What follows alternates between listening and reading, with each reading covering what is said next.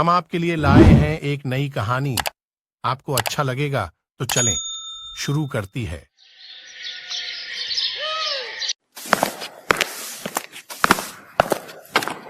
कविता, तू अभी तक झाड़ू ही लगा रही है और जल्दी जल्दी से हाथ चलाना, इससे पहले कि तेरे दोनों भाई उठ जाएं। जी भाभी। तभी कविता की छोटी भाभी रश्मि वहां आती है। कविता, ये क्या, तुम्हारा साफ सफाई का काम अभी तक खत्म नहीं हुआ? अच्छा ये सब छोड़ो, तेरे भैया उठ गए, उनके लिए जल्दी से चाय बनाकर ले आ, और हाँ, इसके बाद हम सबके लिए नाश्ता भी बना दे। हाँ, भूख तो मुझे भी लगी है। ऐसा कर, तू साफ सफाई के बाद नाश्ता बना ले, फिर अपने भाइयों के ऑफिस जाने के बाद बर्तन धो लेना और उसके बाद कपड़े धो लेना। बिन माँ बाप की कविता चुपचाप घर के कामकाज में लग जाती है। कुछ देर बाद वो सबके लिए आलू के पराठे और चाय लेकर आती है। ये लो अमित भैया, आपकी पसंद के आलू के पराठे और गर्मा गर्म चाय। कविता, तेरी दो भाभियां हैं, फिर भी हमारे लिए तू खाना क्यों बनाती है? भैया वो मैं वो बात ये है कि ननद जी को अपने भाइयों के लिए अपने हाथ से बनाया हुआ खाना खिलाना ज्यादा पसंद है, इसलिए वो हम दोनों को तो बनाने ही नहीं देती। क्यों कविता, ठीक कह रही हूँ ना मैं? अनीता कविता को आंखें दिखाने लगती है। हाँ भैया, अनीता भाभी एकदम ठीक कह रही है। दोनों भाई नाश्ता करके ऑफिस चले जाते हैं। फिर दोनों भाभियां भी नाश्ता करने बैठ जाती हैं। आखिर में जैसे ही कविता नाश्ता करने बैठती है तो छोटी भाभी रश्मि उसकी कुर्सी खींच लेती है, जिससे कविता नीचे गिर जाती है। तेरी औकात नहीं है कुर्सी पर बैठ के खाने की, चल नीचे बैठकर खा। और नहीं तो क्या, तुम्हारी हैसियत इस घर में एक नौकरानी से ज्यादा कुछ भी नहीं है। और हाँ, पहले ये वाला खाना खत्म कर। लेकिन भाभी, ये तो आप लोगों का जूठा खाना है। हाँ तो इसे तो तू अपनी खुशकिस्मती समझ कि झूठा खाना तुझे नसीब हो रहा है। चल अब खाना खाकर सारे जूठे बर्तन धो देना। अच्छा रश्मि, तूने कल रात बिग बॉस का एपिसोड देखा क्या? नहीं भाभी, मिस हो गया। वैसे अभी रिपीट आ रहा होगा, चलो ना चलकर देखते हैं। हाँ हाँ चलो चलो।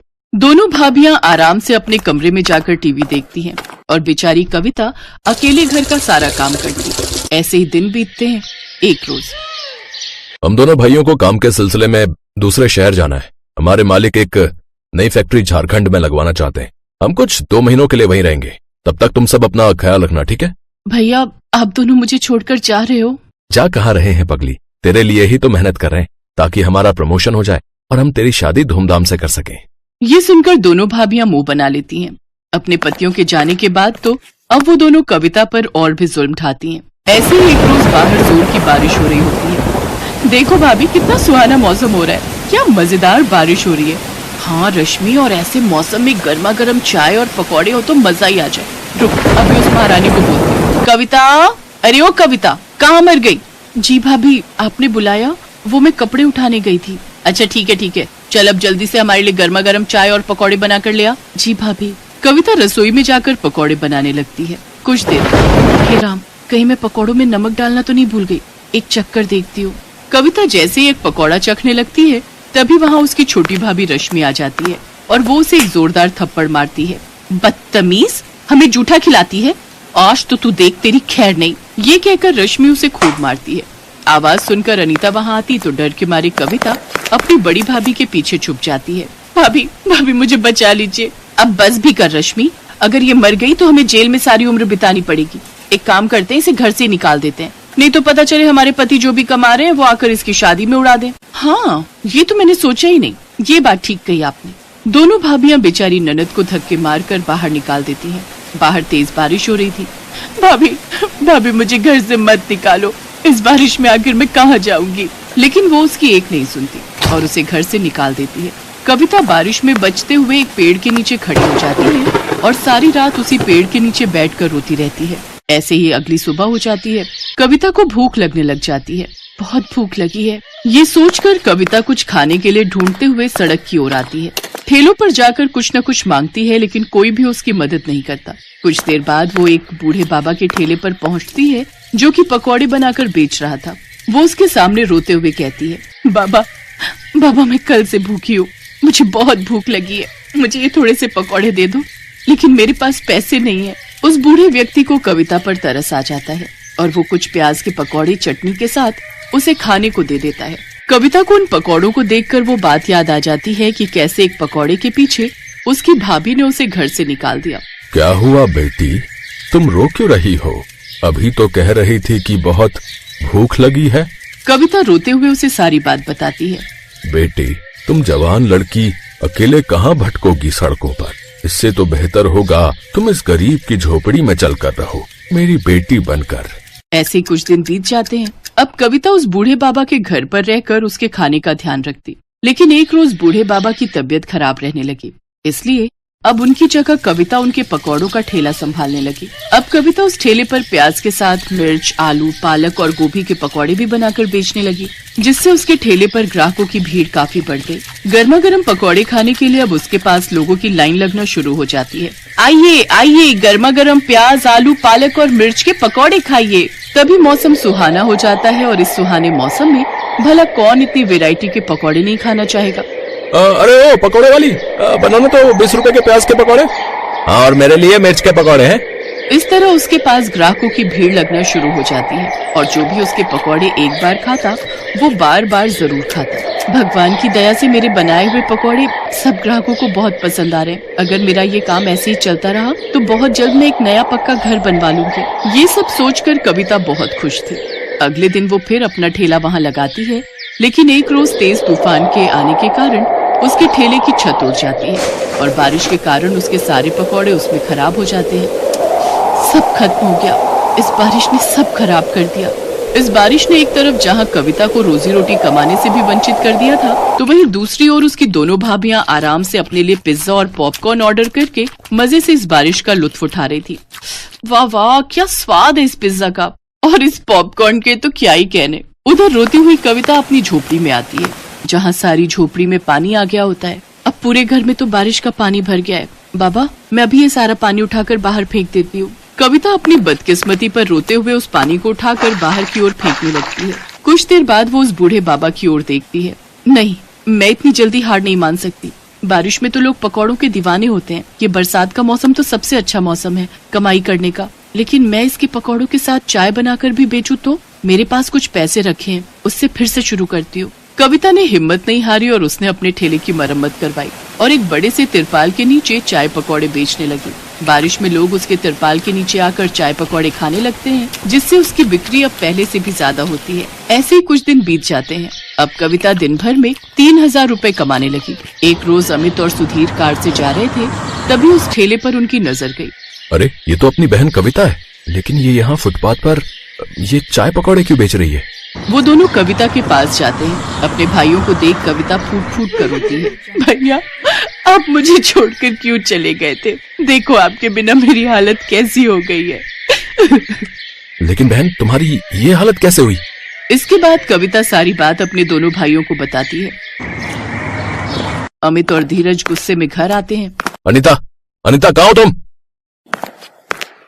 लौट आए आप लोग? आप रुको, मैं अभी पानी लाती हूँ। लेकिन तुम क्यों लाओगी? वो कविता कहाँ है, उससे कहो। अब हम आपको क्या ही बताएं, उसने तो हमारी नाक ही कटवा दी। वो तो किसी लड़के के साथ भाग गई है। ये सुनते ही अमित ने अनीता को जोरदार थप्पड़ मारा। शर्म नहीं आती झूठ बोलते हुए? हैं? दो भाइयों के होते हुए भी आज हमारी बहन को न जाने कैसे कैसे अपना पेट पालना पड़ रहा है, हैं? सुन लो, तुम दोनों के लिए अब हमारे घर में कोई जगह नहीं है, निकल जाओ यहाँ से। उन दोनों भाभियों को अपनी गलती का एहसास हो जाता है और वो अपनी ननद से माफी मांगते हैं। इसके बाद कविता अपनी दोनों भाभियों को माफ कर देती है, जिसके बाद वो उस बूढ़े काका को भी अपने घर ले आती है। अब वो अपने पकौड़े के बिजनेस को और भी आगे बढ़ाती है। एक बड़ा सा रेस्टोरेंट खोलकर उसमें पकौड़े बेचकर खूब कमाई करती है।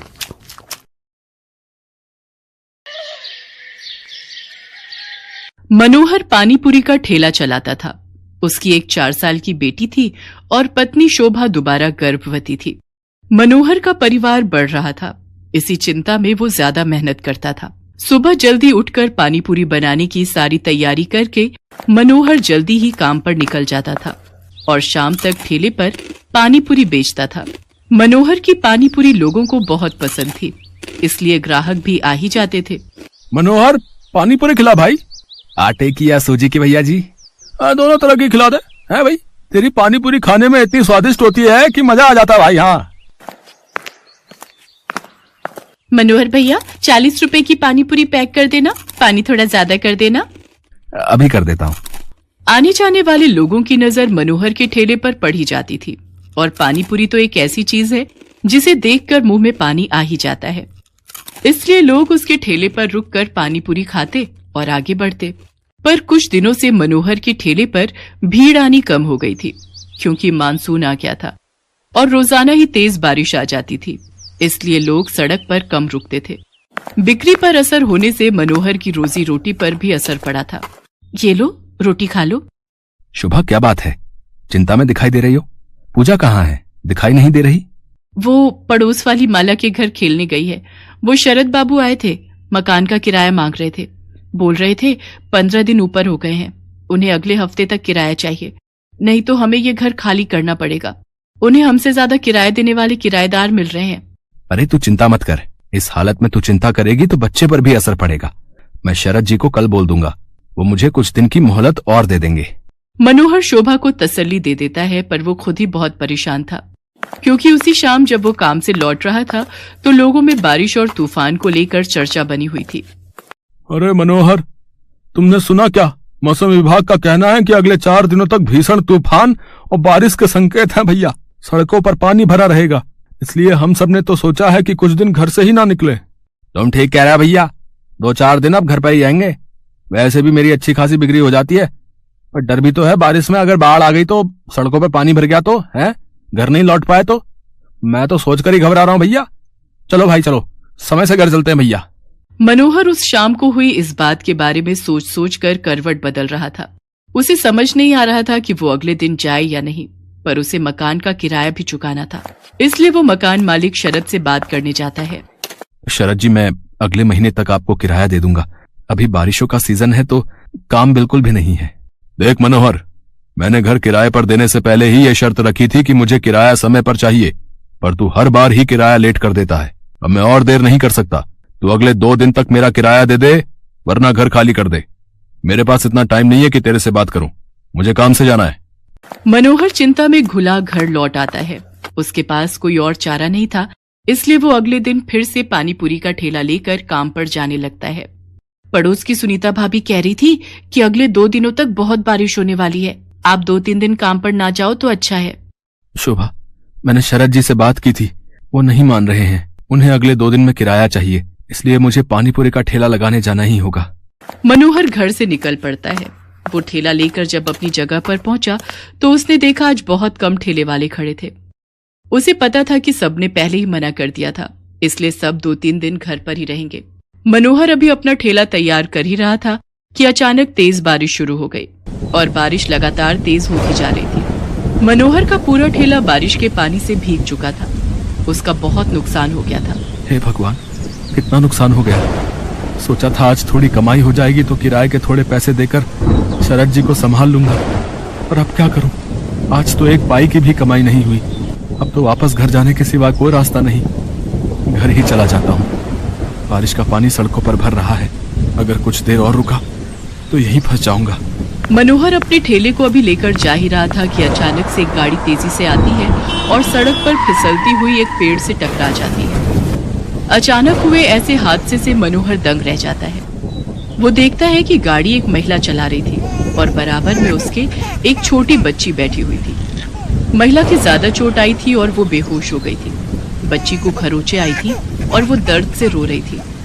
मनोहर उनके पास जाता है और रोती हुई बच्ची को गोद में उठा लेता है। लोग उसका साथ देने से मना कर देते हैं। हे भगवान, न जाने ये कौन है। चुप हो जा बेटिया, इसके तो हाथ पर चोट आई है। अगर इन्हें कुछ ही देर में अस्पताल नहीं ले गया तो अनर्थ हो जाएगा। ए भैया, जरा ऑटो रोको। ए भैया, आओ भैया, जरा गाड़ी रोको। कोई रोक ही नहीं रहा, कोई भी मदद करने को तैयार नहीं हो रहा है। मैं इन दोनों को इस हालत में यहाँ मरने के लिए नहीं छोड़ सकता। मेरी आत्मा इसके लिए कभी हाँ नहीं कहेगी। अब मैं क्या करूं? अब तो एक ही रास्ता बचा है। मनोहर को कुछ समझ नहीं आ रहा था। उस महिला की हालत गंभीर होती जा रही थी, उसके खून बह रहा था। मनोहर जल्दी से अपने ठेले का सामान उतारता है और बड़ी मुश्किल से उस औरत को अपने ठेले पर लिटाता है और बच्ची को भी साथ में ठेले पर बिठाकर बारिश में भीगता हुआ बड़ी मुश्किल से एक अस्पताल में पहुंचता है। उसे इस हालत में देखकर अस्पताल के डॉक्टर और नर्स जल्दी से उस महिला को एडमिट करते हैं। मनोहर उस रोती हुई बच्ची को संभाल रहा था। बच्ची के हाथ में चोट थी। मनोहर ने अपने मोबाइल से अपनी पत्नी शोभा को भी फोन कर दिया था ताकि वो परेशान ना हो। कुछ घंटों बाद महिला को होश आता है। वो अपने पति को फोन मिलाती है। कुछ देर बाद उसका पति हॉस्पिटल पहुंचता है और अपनी पत्नी और बच्चे की हालत देखकर घबरा जाता है। डॉक्टर, सुषमा कैसी है? ये सब क्या हो गया? सुषमा, मुझे तो लगा था तुम अपनी मम्मी के घर पहुंच चुकी होगी। रोहित, मैं घर से निकली थी तो बारिश नहीं थी। मैंने सोचा आराम से पहुंच जाऊंगी, पर अचानक पता नहीं क्या हुआ, मैं गाड़ी संभाल नहीं पाई। कीचड़ में वो फिसलती चली गई और उसके बाद तो मुझे होश ही नहीं था। रोहित, ये भैया बहुत अच्छे हैं। आज इन्होंने मेरी और स्वाति की जान बचाई है। आपकी वाइफ ठीक कह रही है, आज की दुनिया में ऐसी मदद कोई नहीं करता। हमने अपनी आंखों से देखा था, ये भैया बारिश में अपने ठेले पर आपकी पत्नी और बच्ची को हॉस्पिटल लेकर आए थे। मैं आपका एहसान किस तरह से चुकाऊंगा? आपने जो मेरे लिए किया है, उस एहसान के बदले में आपके लिए कुछ भी कर सकूं तो मेरे लिए बहुत बड़ी बात होगी। बाबूजी, ये तो मेरा धर्म है। अगर मुसीबत में पड़े लोगों की जिसने सहायता नहीं की तो वो इंसान ही क्या। रोहित को पता चलता है कि मनोहर पानीपुरी का ठेला चलाता है। वो देखता है कि मनोहर बहुत गरीब और मजबूर है, जो अकेले ही बड़ी मुश्किल से अपना परिवार चला रहा है। मनोहर भैया, अब आपको चिंता करने की कोई जरूरत नहीं है। आपका मकान का किराया भी भर जाएगा और आपके परिवार की परेशानियां भी दूर हो जाएंगी। आपकी अपनी पानीपुरी और चाट की दुकान होगी, जिसको खुलवाना मेरी जिम्मेदारी है। रोहित की बातें सुनकर मनोहर के चेहरे पर खुशी झलक आती है। कुछ ही दिनों में रोहित मनोहर को पानीपुरी और चाट की एक बड़ी और अच्छी दुकान खुलवा देता है। मनोहर को उसकी अच्छाई का फल मिल जाता है और उसकी सारी परेशानियां दूर हो जाती हैं।